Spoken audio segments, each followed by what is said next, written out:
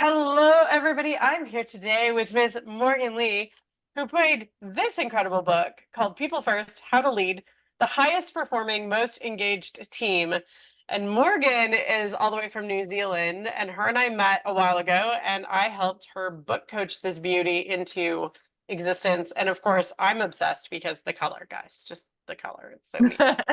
Um, I'm not sure whether she channeled me or her because we both are obsessed with these colors. So this is incredible. Super fun book. You've got to take a read out of this book if you get a chance. It's on Amazon, correct? It Yes, is. yes. It's on Amazon. And when did you officially publish? I don't even remember the official publish date on this. It was in October 23. Yeah, October of 23. So here we are, October 23 to April of 24.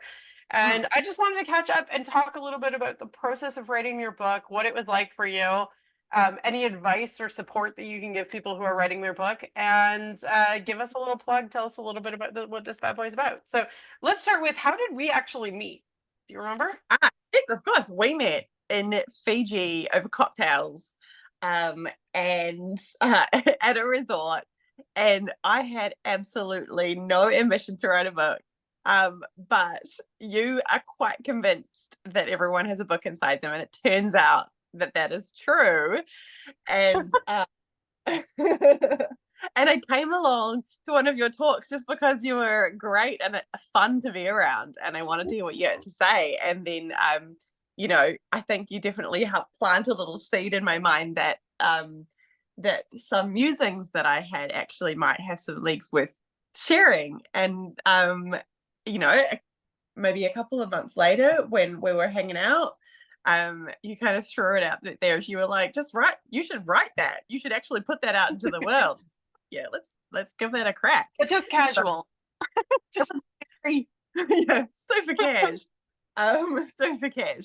But I had no idea how. Like, I'm somebody who really enjoys writing, but always kind of in the context of work and writing short things and business cases and award entries, but not really writing my own voice. Yeah. And I think what you did was really challenge me to put down the bullshit and the apologies for like anybody who might not disagree, like gently trying to position things. You're like, no, like have a voice, own it, be unapologetic, and really challenged me to sort of crystallize, if you will, pun for you, my own view on things, which was actually a really awesome experience as a human to do, to like grow some confidence in my view on the world. I think writing a book was much harder than I expected, but you were incredible. I remember you actually said right at the beginning, the world will try and stop you from doing this. There will be three things, Uh-huh. and I'm going to give you I stand by one. this Yeah, 100%. I stand by this. And did you hit all three things? Yes, you did. dude, we had like 1 week after I started, New Zealand was in a state of national emergency. And remember, I was like, bro, I don't think I'm going to be able to make our call this week. We've got no power. There is flooding. Right. And you were like, this is your 1 week. Okay. Uh-huh. Yep.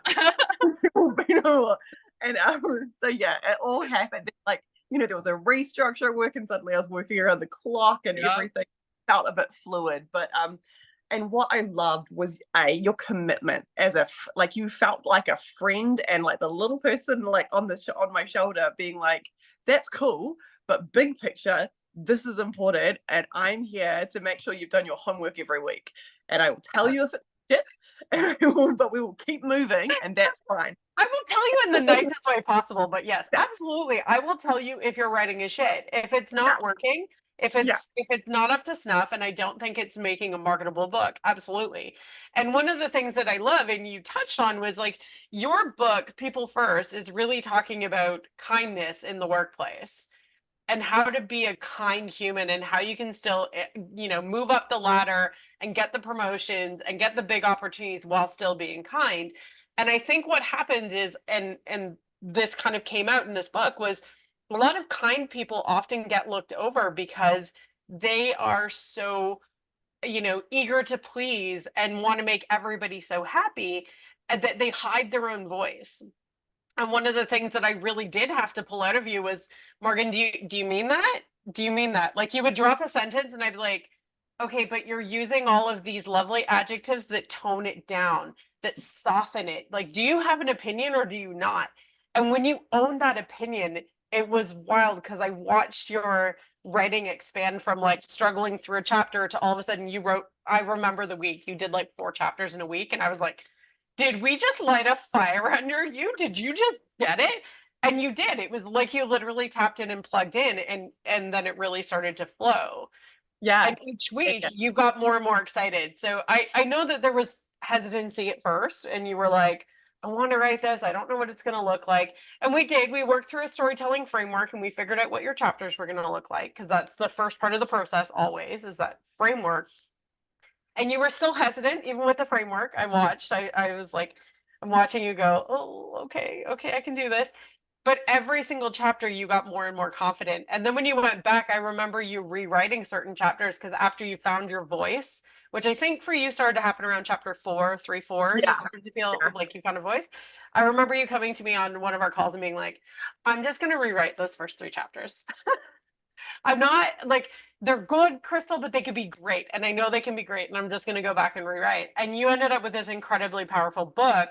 So tell me about the launch party. Like, you hosted a launch party for this. Tell us about it. Yeah, well, as I say, I never thought I was going to be an author, and suddenly I was an author, and so I was like, well, I feel like I'm, playing make believe. So I was like, well, what would an author do? And I was kind of asking myself that at every point along the way, what would an author do? And I so I was like, love what this. look like? And I was like, well, it would probably be my favorite people and my favorite restaurant, and I would wear pink and gold, and we would have a photo booth. We would drink champagne. So good. And so we It did was so exactly good. that.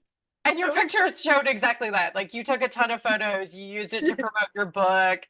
I remember seeing I didn't even know that you, like, I knew you were hosting a party. I didn't remember where it was or when it was because, Morgan's in New Zealand. And at the time you launched, I want to say I was back in Canada, but I have no idea. yeah. I was not in New Zealand at the time, so I couldn't make the launch party, I remember, but I saw all of the social media feeds. I saw people tagging you and liking it. And it was really this like big momentous occasion, which I wish so many more authors would actually do. Because doesn't it You, make it feel so much more real? you were the one that made me do that, remember? I was like, I'm Did. it, and now it's going to be published, and I'm not going to tell anyone. It's going to be live. I was like, who are you? What do you mean you're not going to tell people? You're You're going to like, tell the whole freaking world. What is wrong with you? Of course you're going to do this.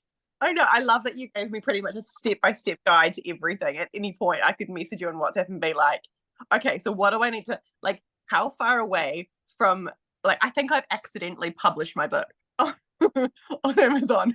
Like, how long is there like a 2 week stand down Yeah. for you? Like, it's about 4 minutes. And I was like, oh, I think I accidentally just, I was not emotionally ready for that. And so, and I had actually published it before the launch party. I just like didn't tell anyone for 2 weeks. I was like, oh my God. I But you were, remember she didn't tell anybody, but I secretly found out and sent her a picture of me holding her book, and she freaked out. I remember that. I sent you a photo and you were like, oh my God, how did you find it? How did you know? And I was like, girl, I set up an alarm. I know when my clients' books are coming up. It's all great. you're the biggest cheerleader, and you were amazing because like you definitely got the middle of the night questions like, wait, what about this? Wait, what about this? You're all over it. Oh yeah. So I mean, one of the things that I love is like like I said, you're in New Zealand. I am all over the place. Like, there were times when we were writing together and I was actually in New Zealand and we saw one another. There were also times when you were writing and I was in Mexico or in Europe or whatever. And it doesn't matter. Like, time zones really don't matter in the concept of writing the book. It's really about connection. And so I love WhatsApp specifically for that reason, because you can drop me a message in the middle of the night. And you know what? Your middle of the night might be first thing in the morning for me, and I'm answering those messages. And so we get to have this continuous conversation. And at no point, I hope anyway, at no point you ever feel like you're alone in writing it and stuck. And, did you have writer's block at all when you were writing your book?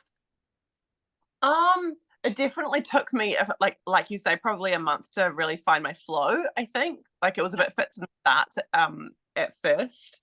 Yes, and then I went back and like just completely demolished it once I did find my flow and started that first section again. Yeah. You did. And now, so like, you launched the book And of course, you know, you get those immediate bursts of sales when you first launch a book, right? Which is so Yeah. exciting. But with you, you know, we really talked about your book as a way to kind of change the workplace that you exist in and really change how people saw kind people in the workplace and really kind of changing the culture of the workplace.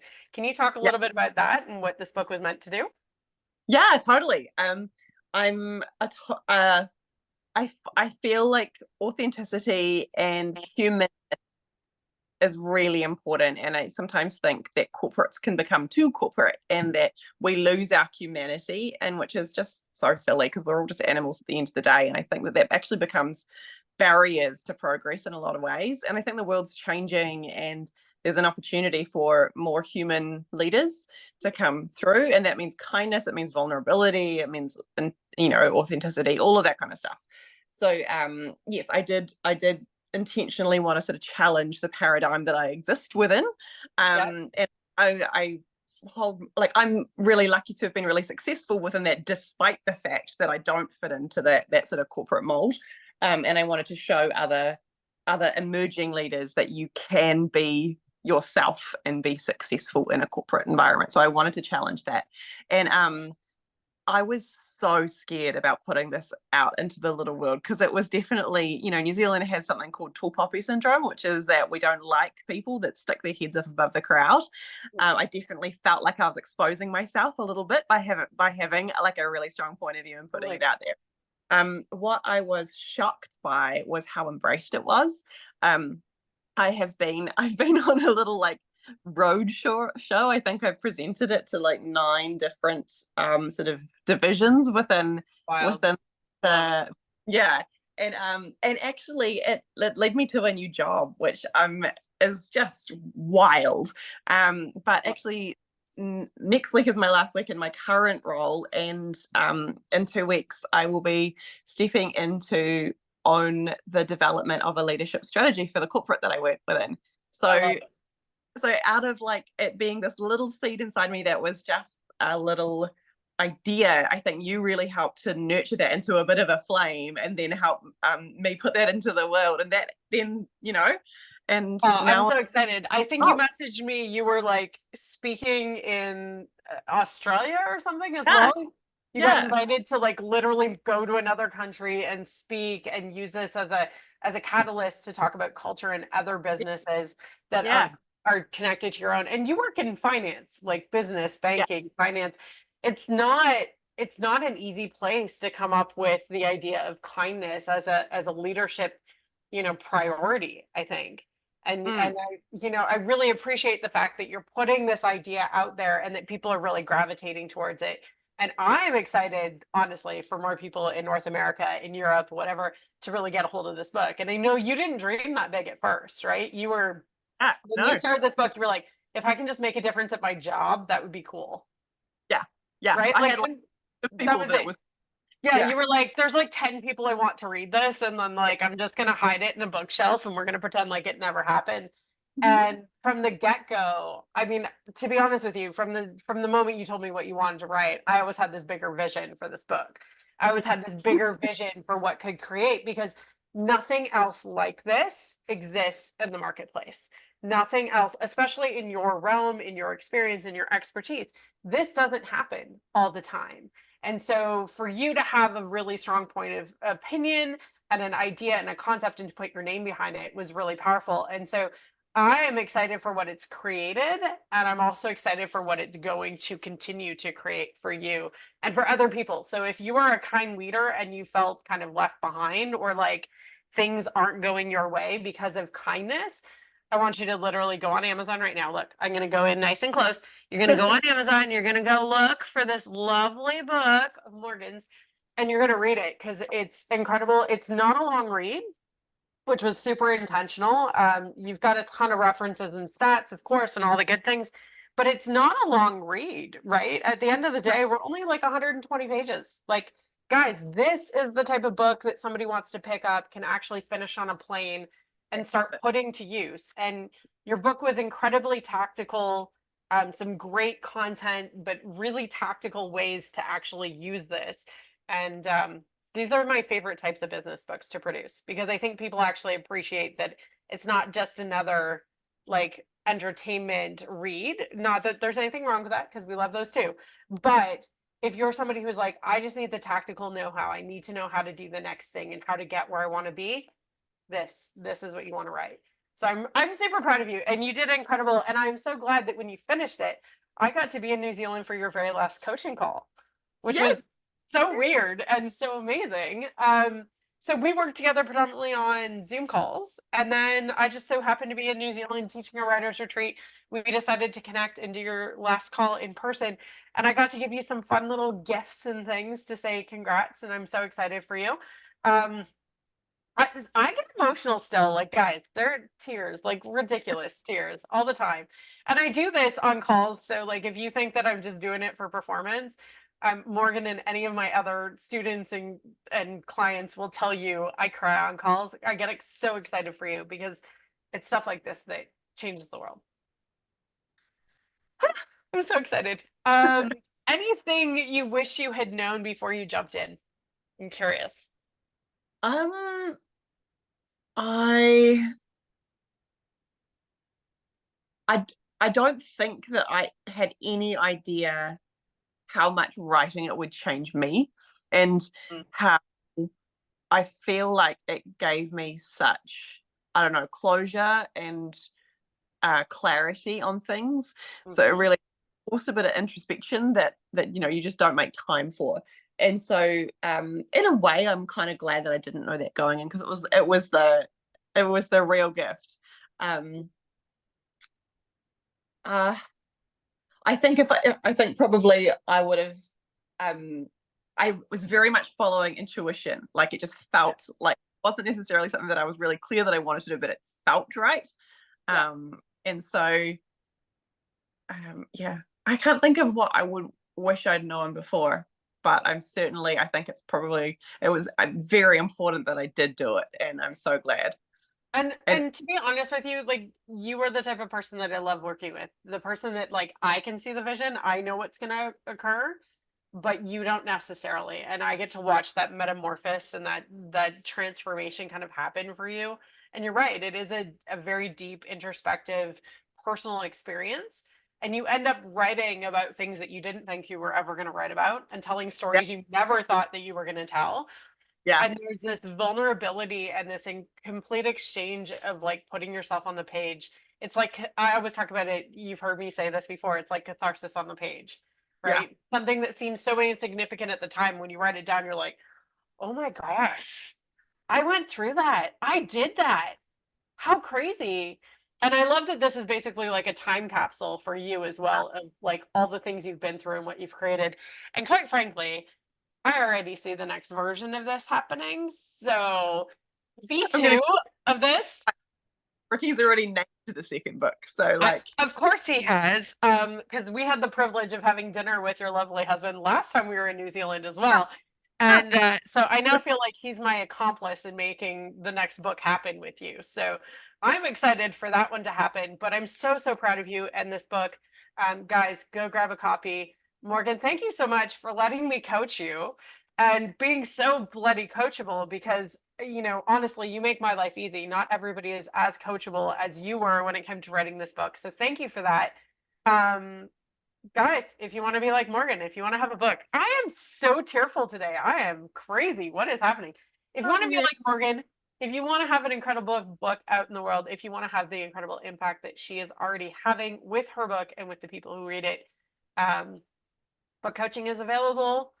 Come to a Createcation, come to a retreat, ask me questions, take a class, just write the thing. you'll If it's never. Crystal will change your life. I love you. Thank you for that. You have changed mine too. I appreciate it. And thank you so much for being here. It's uh it's amazing to see you again. And I'm so proud of you. Yeah.